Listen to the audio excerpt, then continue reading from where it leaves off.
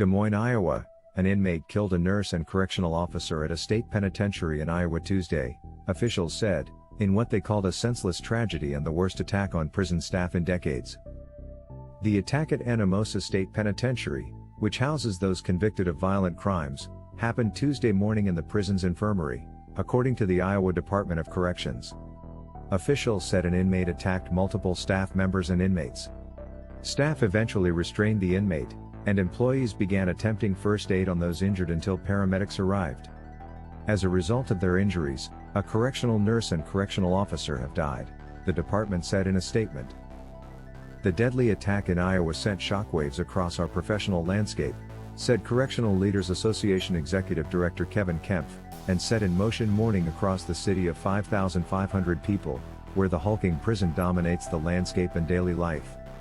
Today, our state grieves the loss of two public servants who were attacked while on duty at the Anamosa State Penitentiary, Governor Kim Reynolds said in a statement. My prayers and deepest condolences are with their families, friends, and colleagues as they begin to cope with this senseless tragedy. We will exhaust every available resource to deliver justice to those who committed this act and bring a sense of closure and peace to the victims' families.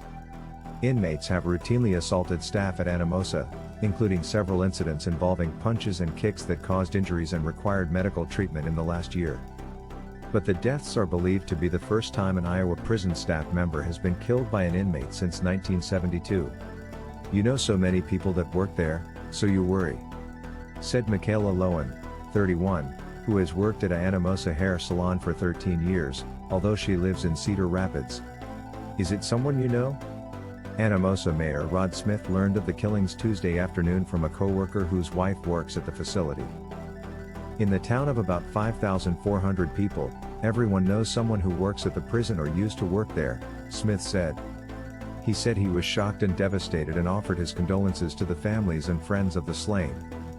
He did not know who the victims were, and was waiting for more information from state officials. As of Tuesday evening, it was not publicly known who was killed in the attack.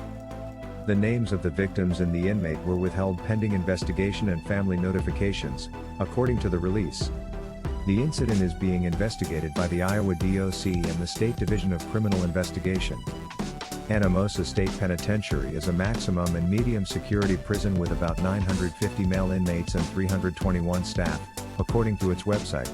Its 2019 annual report listed an average daily population of 989.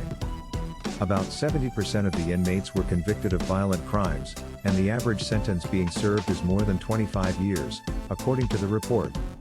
The American Federation of State, County and Municipal Employees Iowa Council 61, which represents Iowa's correctional officers, called it a sad day on Facebook.